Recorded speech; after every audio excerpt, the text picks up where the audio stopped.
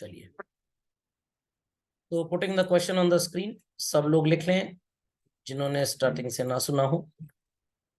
Right the question. According to law of demand, it's a notable fact that an increase in price reduces the quantity and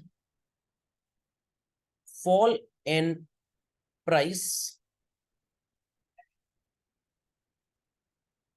increases the quantity.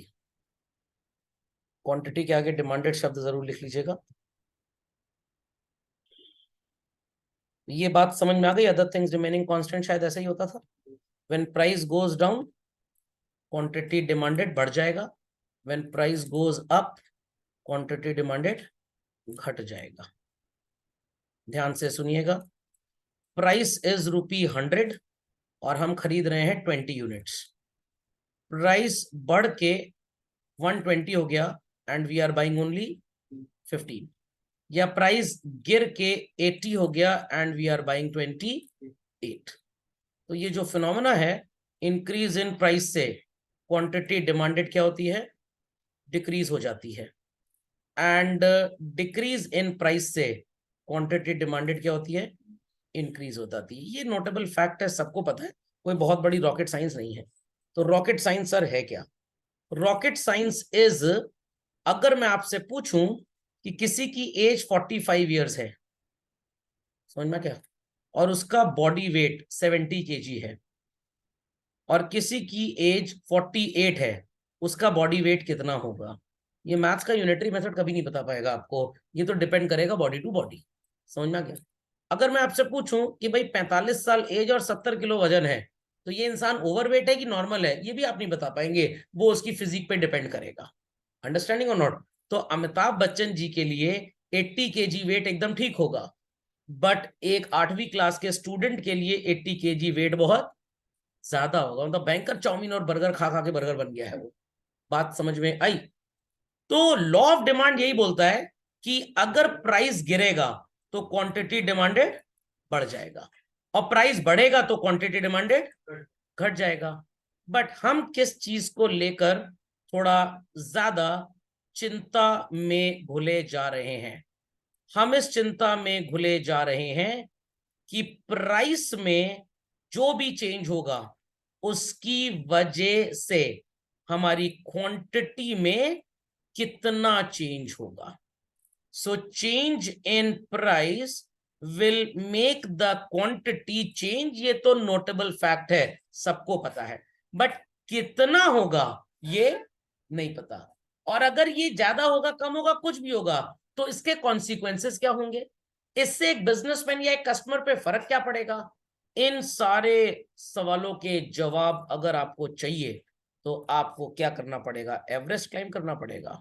No, आपको पढ़ना पड़ेगा phenomena which is known as elasticity of demand. समझ में आ गया?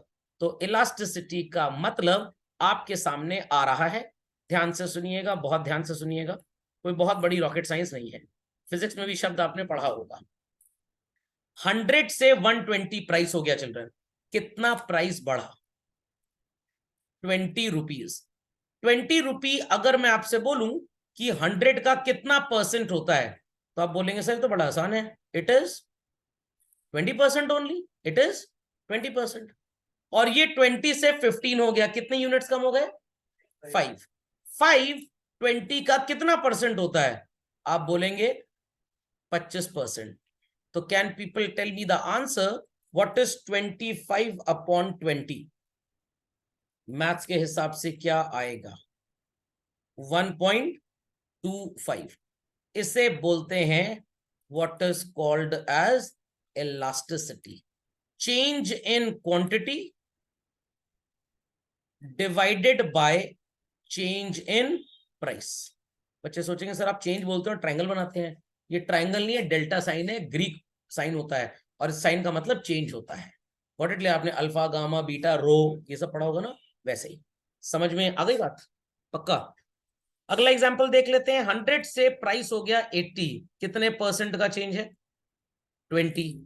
और 20 से quantity हो गई 28, 8 यूनिट्स का चेंज है। 8 is what percentage of 20 children? Answer is 40%। तो अब आपका आंसर क्या आएगा? 2। ये भी इलास्टिसिटी है। आप बोलेंगे सर दोनों में फर्क क्या है? अभी तो बहुत कुछ पढ़ना है, इसलिए अभी मैं ज्यादा सवालों के जवाब आपको नहीं दे पाऊंगा, सीबीआई ने मना किया हुआ ज्यादा बोलने को पुलिस को। तो moral of the story is this, sir ये कैलकुलेट करने से फायदा क्या? अगर आप आईफोन जैसा प्रोडक्ट बेच रहे हैं और आपको पता है कि प्राइस हम कितनी भी बढ़ा दें कोई फर्क नहीं पड़ेगा, तो आप आईफोन का प्राइस बढ़ाने से पहले एज अ सेलर बिल्कुल नहीं सोचेंगे। बट अगर आप ऐसा प्रोडक्ट बेच रहे हैं जो मार्केट में हर दूसरी दुकान पे बिक रहा है, एंड यू नो कि कंपटीशन बड़ा क्लोज है, थोड़ा सा भी प्राइस बढ़ाएंगे तो व्हाट विल हैपन? कस्टमर दूसरी जगह भाग जाएगा। तो ऐसे केसेस में आप जरा भी रिस्क नहीं लेंगे, बड़ा नाजुक मामला है। तो इलास्टिसिटी इन्हीं सब बातों पे फोकस करती है कि बिजनेसमैन कैसे ये चीजों के बारे में सोचेगा कि when he is suppose to increase the price, by what extent he should increase the price. तो आप महिंद्रा की स्कॉर्पियो एन गाड़ी खरीदने जाइए और आप शोरूम में बताइए डिस्काउंट क्या है, आपके ऊपर लोग हंसेंगे, क्योंकि उनकी गाड़ी की इतनी भयंकर बुकिंग है, वो डिलीवरी नहीं दे पा रहे, तो ठेंगा डिस्काउंट आपको देंगे। बट आप ऐसी कार कंपनी के शोरूम में जाइए जिसका स्टॉक 3 महीने से बिक ही नहीं रहा है, जो प्राइस आप बोलेंगे उसमें सस्ता करके आपको बेच देगा। बात समझ में आई? तो इलास्टिसिटी का फिनोमेना इंपॉर्टेंस रखता है बहुत लोगों के लिए। गवर्नमेंट को पता है थोड़ा सा टैक्स अगर लगाया चीजें महंगी हो जाएंगी, और इसका ग्रे मार्केट मतलब लोकल मार्केट बहुत बड़ा है, तो लोग ब्रांडेड कमोडिटी नहीं खरीदेंगे, वो स्मगल करने लग जाएंगे। बट अगर बॉर्डर वगैरह बड़ा टाइट है कंट्री का, स्मगलिंग नहीं हो पाती है, तो गवर्नमेंट दनादन इंपोर्ट्स पे टैक्स लगाएगी, क्योंकि आपके पास उसका ग्रे मार्केट नहीं है। तो एक जमाने में गवर्नमेंट ने जीएसटी लगाया था फूड पे, रेस्टोरेंट में 18% का। ढेर सारे लोग रोड साइड पे खाना खाने लग गए, क्योंकि रेस्टोरेंट का खाना बहुत महंगा था। गवर्नमेंट का नुकसान हुआ, गवर्नमेंट ने यू टर्न लिया और इस जीएसटी को रिड्यूस करके 5% कर दिया। क्यों? क्योंकि जब 18% जीएसटी लगा, प्राइसेस भयंकर बढ़ गए, जिसकी वजह से ढेर सारे कस्टमर्स भाग गए। तो गवर्नमेंट ने डेटा इकट्ठा किया कि हमने टैक्स कितना बढ़ाया और कस्टमर कितने भागे, लगा कि ढेर सारे भाग गए, it's a loss to revenue of the government. तो गवर्नमेंट ने प्राइस को कम कर दिया। पीपल अंडरस्टूड कि इलास्टिसिटी पढ़ना कितना इंपॉर्टेंट है बच्चों? पक्का? चलिए, so please put the heading in your copies, elasticity of demand, and then we continue with this. तो ये बात क्लियर है कि भाई demand of a commodity is influenced by its price. Consumer की इनकम और पेप्सी का प्राइस कोक की क्वांटिटी को इफेक्ट करेगा, और कोक का प्राइस पेप्सी। बट कितना इफेक्ट करेगा, ये जो कितना शब्द है, it has to be studied in the phenomena called elasticity. Got it? चलिए, तो डिमांड आपको बस ये बताएगा, प्राइस बढ़ेगा तो क्वांटिटी गिरेगी, प्राइस गिरेगी तो क्वांटिटी। बट कितना, ये कितना जो है, this will be told by elasticity. Okay, ice cream 12 रुपए की और कस्टमर 60 पीस खरीदता है, ये सुन लो। अब आइसक्रीम का भाव गिर के कितना हो गया बच्चों? 9 रुपए। कितना चेंज नजर आ रहा है? 3 रुपए। 12 रुपए का कितना परसेंट होता है? आपने अगर मैथ्स पढ़ी हो तो शायद ऐसे ही कैलकुलेशन करेंगे। प्राइस कितनी गिर गई बच्चों? 25%। अगर कंट्री में ज्यादातर बच्चे हैं तो इसकी डिमांड पे कोई खास फर्क नहीं पड़ेगा। बच्चे बच्चे आइसक्रीम सस्ती होगी और खाएंगे। बट अगर बूढ़े लोग ज्यादा हैं, जिनको अस्थमा की और गले की प्रॉब्लम है, उन लोगों पे कोई फर्क नहीं पड़ेगा। समझ में आ गया? तो इट डिपेंड्स कि आपका मार्केट कैसा है। तो अब यहां पे प्राइस 12 रुपए से 9 रुपए हो गई, क्वांटिटी कितनी होगी? हो सकता है क्वांटिटी 66 हो जाए, हो सकता है क्वांटिटी 72 हो जाए, हो सकता है क्वांटिटी 80 हो जाए, हो सकता है 60 की 60 ही रहे। तो थोड़ा सा कैलकुलेशन करने में लोग शायद इंटरेस्टेड होंगे। 6 यूनिट्स का चेंज आया 60 से चिल्ड्रन, यस और नो? तो रफली sums up to 10%, if I am not wrong. 72 हो गया, 12 यूनिट्स का चेंज आया, तो इट इज रफली हाउ मच? 20%। 20 यूनिट का चेंज आया it is 33.33% and here it is no change. तो जब प्राइस गिराने पे कोई असर ही नहीं हो रहा है, क्या कंपनी प्राइस गिराने का डिसीजन लेगी? Absolutely not. तो यहां पे आप मेरे को एक मुंह तोड़ जवाब दे सकते हैं, कंपनी शुड और should not change the price. बताइए बच्चों, कंपनी शुड और should not change the price. Should not change the price, should not lower the price. Price गिराई और 10% या 20% क्वांटिटी डिमांडेड बढ़ गई, तो company should lower the price और should not? Should lower the price. समझ में आई बात? और जब 80 यूनिट्स बिक रही हैं प्राइस गिरने पे, तो भी क्या करना चाहिए कंपनी को? Company should lower the price. तो जब बड़ी बड़ी कंपनीज के इकोनॉमिस्ट रिसर्च टीम बोलती है सेल लगाओ बिग बिलियन डेज के नाम पे, प्राइस गिराओ 25% और 33% आपका प्रोडक्ट ज्यादा बिकेगा, 8.3% का तब भी प्रॉफिट है. बट बच्चों 25% प्राइस गिरने पे सिर्फ 10% या 20% कस्टमर आए, was it a favourable effect? तो अगर आपकी रिसर्च टीम बता दे कि 25% दाम गिरने से सिर्फ 10% कस्टमर बढ़ेंगे, आप ये पंगा नहीं लेंगे. 20% दाम बढ़ेगा, नहीं लेंगे. बट 33% अगर क्वांटिटी, सॉरी दाम बोल गया मैं, क्वांटिटी अगर बढ़ रही है तो आप प्राइस नहीं गिराएंगे. बट 33% अगर क्वांटिटी बढ़ रही है तो आप प्राइस जरूर गिराएंगे. समझ में आया importance of elasticity to the businessman, to the government of the country? तो गवर्नमेंट को लग रहा है प्रोडक्ट का प्राइस में टैक्स का एलिमेंट कम कर दो, दाम गिरेगा. अगर 25% दाम गिरने पे 33% लोग और आ गए तो ओवरऑल हमारा रेवेन्यू बढ़ेगा. तो मेरे से अगर कुछ पेरेंट्स बोले सर फीस कम कर दीजिए, तो मैं कहूंगा ठीक है, अब आपके बच्चे क्लास हफ्ते में 2 दिन चलेगी. तो मैं क्यों फीस लोअर नहीं करूंगा? बिकॉज मेरे को पता है फीस कुछ भी बच्चे पढ़ेगा तो पढ़ेगा ही. कभी सुना हार्वर्ड यूनिवर्सिटी डिस्काउंट दे रहे हैं, 2 एडमिशन लेके आइए 50% डिस्काउंट. बिकॉज उन्हें पता है कि फीस बढ़े या घटे, पढ़ने वाला तो पढ़ेगा ही पढ़ेगा. तो मतलब समझ में आ रहा है कि क्यों पढ़ा जाता है इलास्टिसिटी? पक्का. तो जूम का मेंबरशिप जब 1330 रुपीज पर मंथ का था, इनके कस्टमर कम थे. जब ये 439 पर मंथ का हो गया, प्राइस इन्होंने लगभग 75% कम कर दिया, 400% कस्टमर बढ़ गए इनके. This is the importance of understanding elasticity. Got it? Please copy this example. तो लेट्स प्रोसीड फर्दर. तो सबको ये बातें समझ में आ गई कि इलास्टिसिटी का इंपॉर्टेंस क्या है? तो ये छोटी सी डेफिनेशन है, आपके पास ऑलरेडी होगी. इस डेफिनेशन में कुछ चेंजेस मैं आपको बताऊंगा. चेंजेस कुछ ऐसे हैं. डेफिनेशन बोलती है elasticity of demand measures the responsiveness of quantity, कितना क्वांटिटी में चेंज आया, due to change in its price. इसको बोला जाता है what is known as price elasticity. Change in consumers income, this is called as income elasticity. And change in price of related goods, इसको बोलते हैं what?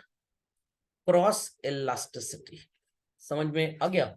हमेशा आप कंपेयर दो चीजों को ही करेंगे, एक quantity demanded of a commodity, और दूसरा अगर प्राइस इलास्टिसिटी की बात कर रहे हैं तो प्राइस को कंपेयर करेंगे, इनकम इलास्टिसिटी की बात कर रहे हैं तो हम इनकम को कंपेयर करेंगे, क्रॉस इलास्टिसिटी की अगर बात कर रहे हैं तो प्राइस अगर कोक का है तो क्वांटिटी पेप्सी की होगी, प्राइस अगर पेप्सी की है तो क्वांटिटी कोक की हो जाएगी. समझ में आ गया? चलिए नोट इट डाउन फास्ट. सो आगे बढ़ते हैं. सबको समझ में आ गया 3 तरह की इलास्टिसिटी कैसी होती है? चलो. सो 3 तरह की elasticity already I have told you, price, cross और इनकम. अब आप जानेंगे प्राइस इलास्टिसिटी क्या है, सब बता दिया आपको मैंने, तो इसको रिपीट करने की कोई जरूरत नहीं है. जब आप प्राइस को क्वांटिटी के साथ कंपेयर करेंगे चिल्ड्रन, तो it is called as price elasticity. जब आप इनकम को क्वांटिटी के साथ कंपेयर करेंगे तो it is called as income elasticity. और जब सब्स्टिट्यूट या कॉम्प्लीमेंट्री गुड्स की बात होगी, एक का प्राइस दूसरे की क्वांटिटी, एक की क्वांटिटी दूसरे का price, then it is called as cross elasticity. तो प्राइस इलास्टिसिटी तब होगी जब आप किसी एक कमोडिटी की क्वांटिटी प्राइस दोनों ले रहे हैं, और इसका एक ही वेरिएंट आपको मिलेगा. इनकम इलास्टिसिटी के 3 वेरिएंट्स मिलेंगे। नेसेसिटीज पे अलग काम करेगा, inexpensive necessities of life, inferior goods पे अलग काम करेगा, एंड नॉर्मल पे अलग काम करेगा। क्रॉस इलास्टिसिटी के 2 कॉन्सेप्ट होंगे, सब्स्टिट्यूट पे अलग काम करेगा और कॉम्प्लीमेंट्री पे अलग। तो सब्स्टिट्यूट का आपको याद होगा इनवर्स और डायरेक्ट होता था, यहां पे भी वही चीज होगी। सो प्राइस इलास्टिसिटी की एक छोटी सी डेफिनेशन है।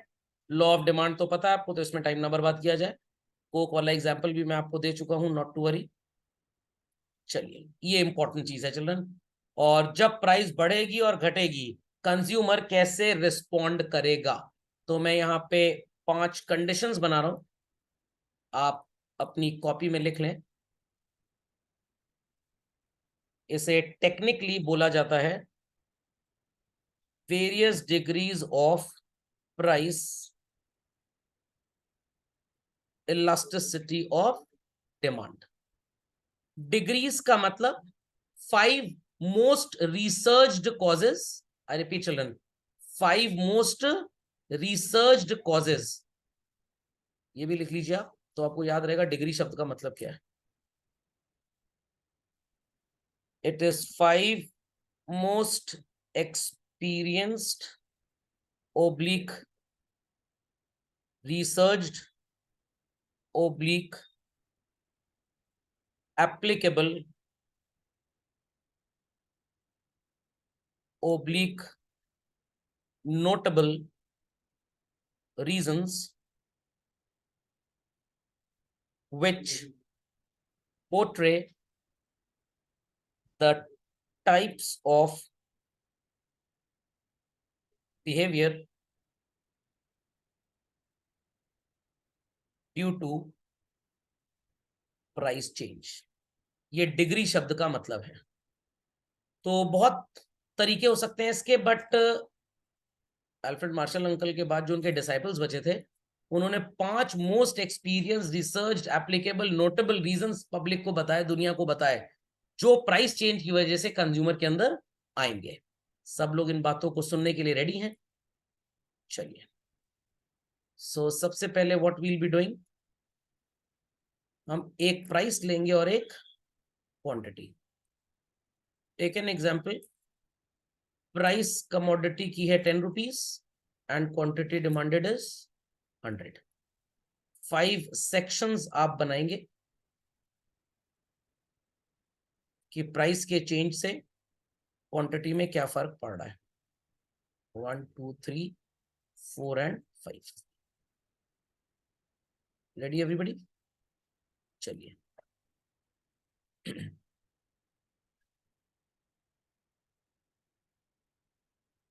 प्राइस 10 है और क्वांटिटी डिमांडेड कितनी है? 100। प्राइस स्टिल 10 है children, but quantity demanded 120। Price still 10 है, but quantity demanded sounds to be 110। Price 11 हो गई, क्वांटिटी डिमांडेड 0 हो गई। आई रिपीट, प्राइस 11 हो गई, क्वांटिटी डिमांडेड कितनी हो गई? 0।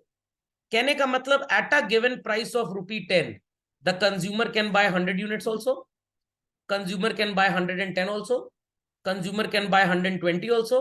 थोड़ा सा भी प्राइस बढ़ता है तो वो कुछ भी नहीं खरीदता। तो at a given price he can by any number of a commodity, but थोड़ा सा भी प्राइस बढ़ेगा तो वो कुछ भी नहीं खरीदेगा। नहीं, कुछ भी नहीं खरीदेगा।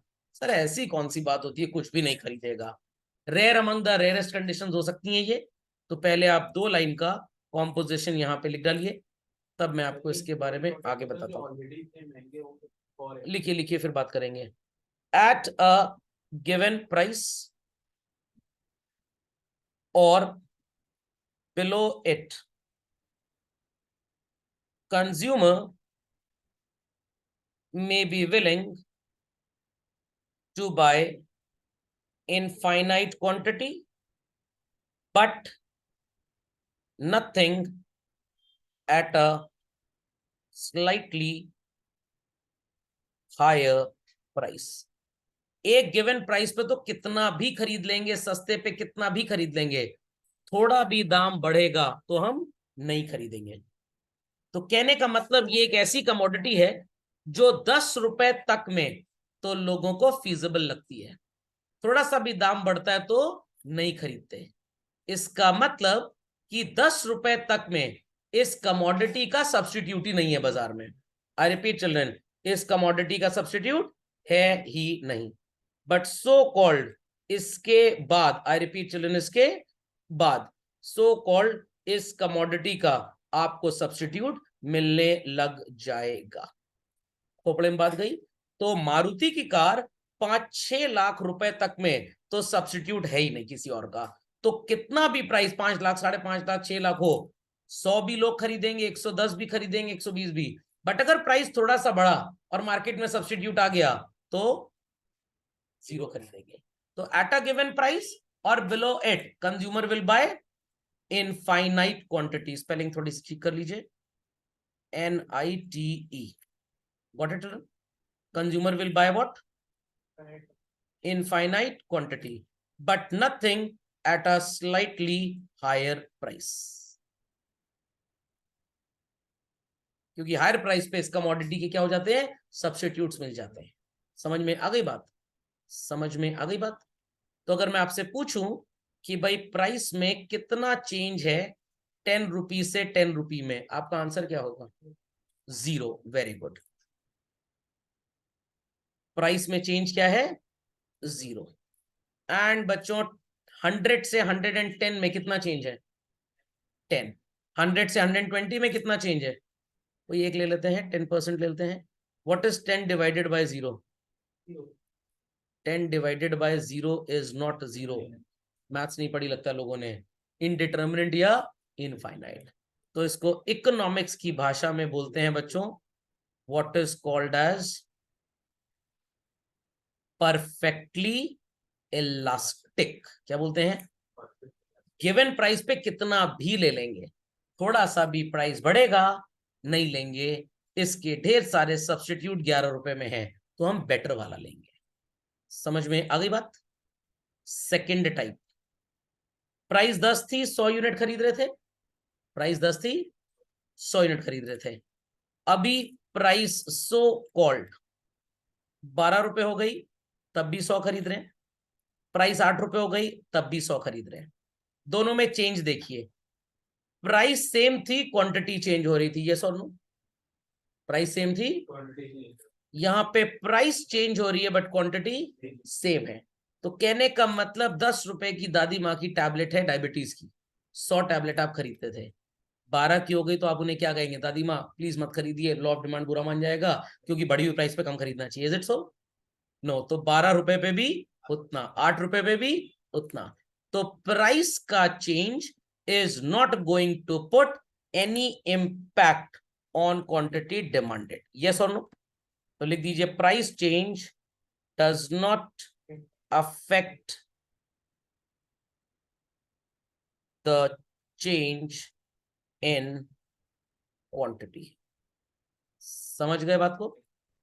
तो बच्चों ये चीज अप्लाई होती है आपकी बुक्स पे, ये चीज अप्लाई होती है आपके सो कॉल्ड मेडिसिन पे, ये चीज अप्लाई होती है एग्रीकल्चरल कमोडिटीज पे। मैंगो महंगा भी हो जाएगा, जिसे खरीदना है, टेस्ट एंड प्रेफरेंस फेवरेबल है, वो खरीदेगा ही खरीदेगा। तो यहाँ पे प्राइस में चेंज 10 रुपए से 12 रुपए, 20% हुआ। चलो, और क्वांटिटी में चेंज आपको कुछ भी नहीं नजर आ रहा। Here the answer is 0।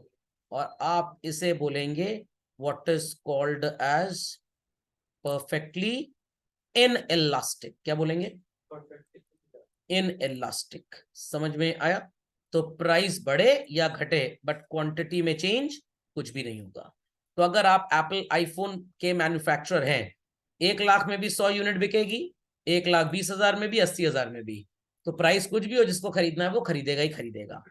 And this happens in case of items which act as necessities.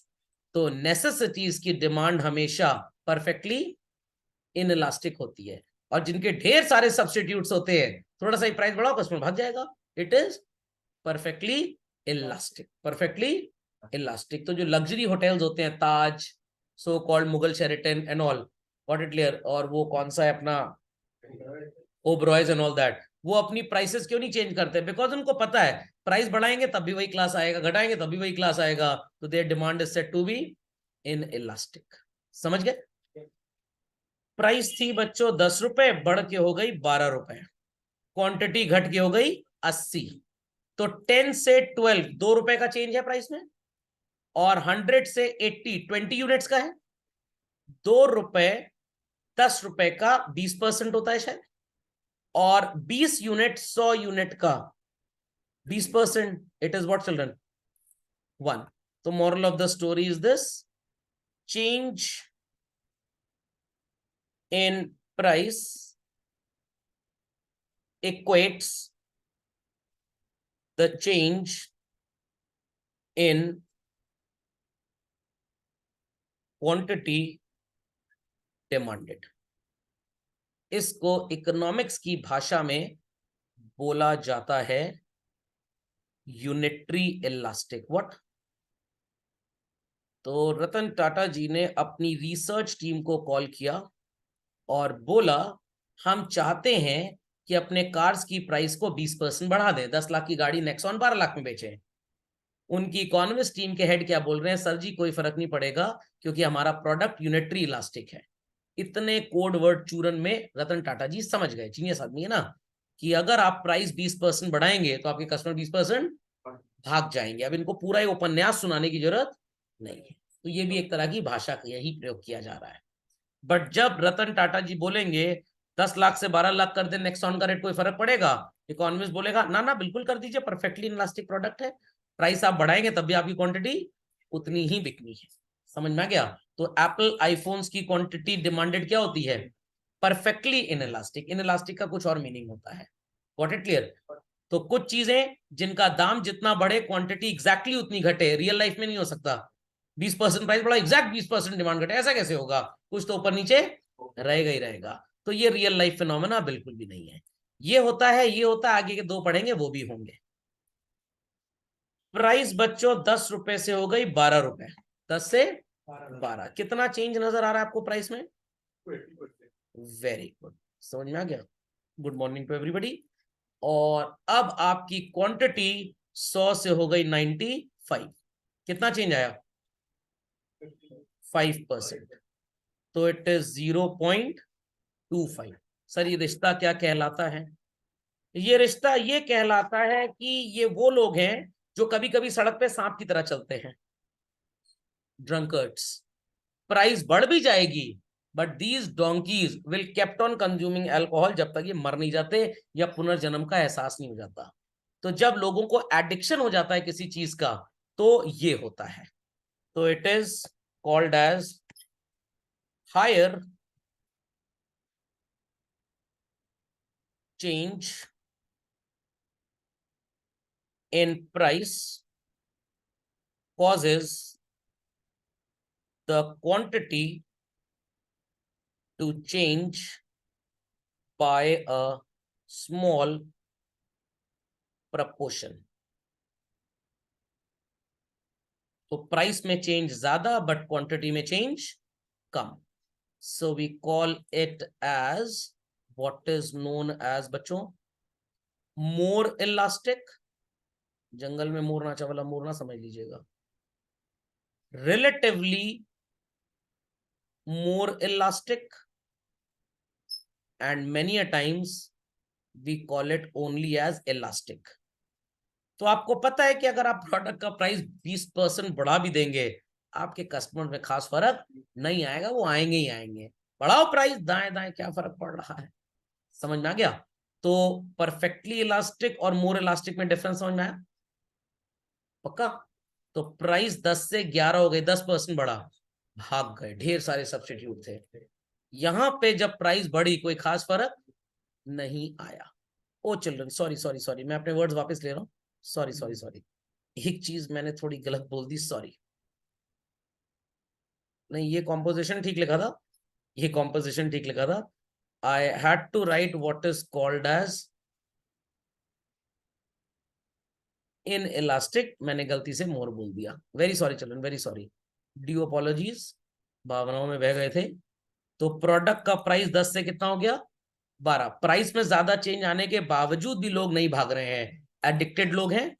इसको बोलते हैं आप less elastic oblique in elastic oblique relatively less elastic. Very sorry, due apologies. समझ में आ गया। और यहाँ पे ब्रैकेट में आप लिख भी लेंगे एडिक्शन। तो जो ड्रग एडिक्ट्स वगैरह होते हैं ना, उनके साथ ऐसे ही होता है। अब आपको समझ में आ गया होगा गवर्नमेंट क्यों लिकर पे और इंटॉक्सिकेंट पे टैक्स कम नहीं करती। क्योंकि पता है कि अगर दाम बढ़ा भी देंगे, कंजम्पशन करने वाले लोगों की चाहत में उतना फर्क नहीं आएगा। इसका उल्टा, तो ये कंपैरिजन पहले आप कर लीजिए। सो कॉल्ड, यहाँ पे आपने पढ़ा था इन इलास्टिक, और यहाँ पे क्या पढ़ा, यहाँ पे भी आपने इनलास्टिक पढ़ा। फर्क क्या था, ये परफेक्टली इनलास्टिक था और ये सिर्फ इनलास्टिक। कुछ चीजें तो सेम है, प्राइस बढ़ी एग्जैक्टली कोई फर्क नहीं, परफेक्ट है, लोग पूरा उतना खरीदेंगे। उतना नहीं, थोड़ा सा कम, बट बहुत कम नहीं खरीदेंगे। तो जब बजट आता है तो गवर्नमेंट टैक्स लगाती है कुछ चीजों पे, एसी पे टैक्स लगा दो, महंगी कार्स पे टैक्स लगा दो, क्योंकि गवर्नमेंट को पता है कि खरीदने वाला उसको खरीदेगा। कार्स पे बच्चों 28% का जीएसटी है, सबको पता होगा। बट अगर आप 10 लाख रुपए से ऊपर की कार खरीदते हैं तो 1% का एडिशनल टैक्स आपको देना पड़ता है। क्यों? गवर्नमेंट को पता है जो 28% का जीएसटी दे सकता है वो ये भी दे सकता है। ये आने वाले टाइम में 2%, 3%, 4% हो जाएगा। समझ गए। प्राइस 10 से कर दी 12, क्वांटिटी कितनी बिक रही है, ढेर सारे लोग भाग गए। Why? Because the commodity had what is called as children many substitutes। समझ में आ गया। तो lower change in price affects a larger change in quantity demanded। तो सैमसंग वाले क्यों नहीं प्राइस बढ़ाते, उनको पता है थोड़ा सा भी प्राइस बढ़ाया लोग ओप्पो और वीवो खरीदने लग जाएंगे। बट सैमसंग का जो S22, S23 ultra plus dynamic pro max super delight intelligent जो भी है, मतलब उसका दाम क्यों नहीं ये लोग सर बढ़ाते हैं, मतलब क्यों कम नहीं करते हैं? क्योंकि उनको पता है कि इसमें उनका कोई कंपटीशन नहीं है। तो S23 अल्ट्रा फोल्ड का ये लॉजिक है, the demand is in elastic और लेस इलास्टिक। बट जो 15-16 हजार वाले मोबाइल हैं उनपे ये कॉन्सेप्ट चलता है, थोड़ा सा दाम बढ़ाएंगे लोग भाग जाएंगे, वीवो ओप्पो टोप्पो ओप्पो ओप्पो खरीद लेंगे। तो this is called as what children, more elastic और सिंपली इलास्टिक और रिलेटिवली मोर इलास्टिक। समझे बात को कि बिल्कुल नहीं समझे? तो ये 5 बिहेवियर्स नजर आए लोगों को। तो 10 से 12 प्राइस में 20% का चेंज और 100 से 40 60% का चेंज। आंसर क्या आएगा बच्चों? 3। तो आपका पहला आंसर था इंफिनिटी, दूसरा आंसर था 0, तीसरा था 1, चौथा लेस देन 1 और पांचवा मोर देन 1। हर बार आपकी बात थोड़ा चलिए, कुछ मैं भी तो बताऊंगा। ओके चलिए। तो ये था चैप्टर का ब्रह्मास्त्र।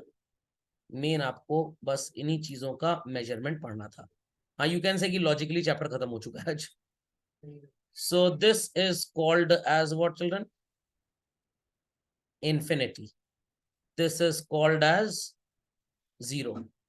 This is called as equal to 1. It is called as less than 1.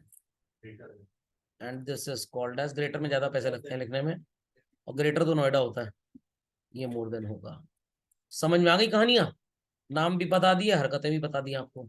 तो जरा इसको अपडेट कर लीजिए। तो अब अगर आप एक बिजनेसमैन हैं और आपको पता है कि आप जितना प्राइस बढ़ाएंगे उतने कस्टमर भाग जाएंगे, ये तो उपन्यास था। लॉजिकल लैंग्वेज में it is said that your product is unitary. दाम बढ़ाओ सारे भाग जाएंगे, दाम बढ़ाओ कोई नहीं भागेगा। परफेक्टली ला, कुछ बच्चे डांट खा रहे हैं, मार खा रहे हैं, तब भी उसी टीचर से पढ़ रहे हैं। ये बच्चे कौन से हैं? Perfectly inelastic. समझ में आ गया? बहुत भयंकर डाटा हमारा, कुछ ही भागे, सब नहीं भागे, लेस इलास्टिक। थोड़ा सा बोल भर दिया, हेलो, भाग गए, मोर इलास्टिक।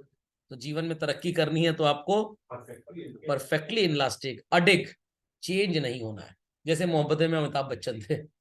ओके, परफेक्टली इनलास्टिक भी, खड़ूस टाइप के लोग नहीं होते हैं, जिद्दी टाइप के लोग। तो जो जिद्दी हो, जैसे आपके दादाजी मानते ही नहीं बात, हमेशा वो जो मैं बोल रहा हूँ वही सही है, परिवार की नहीं चलेगी, तो दादाजी कौन है? Perfectly inelastic. बहू को जितना भी बोले वो आत्महत्या नहीं करेगी, परफेक्टली इनलास्टिक। थोड़ा सा बहू को सास ने बोल दिया, आत्महत्या कर ली जाके, मोर इलास्टिक बहू थी हमारी। अंडरस्टैंडिंग और नॉट? पक्का? चलिए कंप्लीट कर लीजिए फास्ट। आई होप सो ये सारी बातें समझ में आ गई। तो जब आपको लगता है कि एप्पल के इतने कस्टमर हैं, वो थोड़ा दाम गिरा दें तो और बढ़ेंगे, उनको पता है जिसको खरीदना है वही खरीदेगा, बढ़ेगा नहीं। और जिसको खरीदना है, जो 1 लाख का खरीद सकता है वो 1,10,000 भी दे सकता है। समझ में आ गई बात? तो ये सारा फिनोमेना इलास्टिसिटी का है। चलिए, तो सबको समझ में आ गई बात? चलिए, तो all this children we did just now in a self made man manner. ठीक, चलिए, तो प्राइस इलास्टिसिटी अल्फ्रेड चाचू, मार्शल चाचू कैसे लिख के गए थे मैंने आपको बता दिया है। कोफिशिएंट समझ में आ गए? More than 1, less than 1, equal to 1 and unitary. चलिए, तो अगली क्लास में मैं इसका ग्राफिकल रिप्रेजेंटेशन आपको बताऊंगा सबका। ओके, चलो, that's all for today. Video upload हो जाएगा, देख लीजिएगा, रिवीजन के लिए लाइक कर दीजिएगा।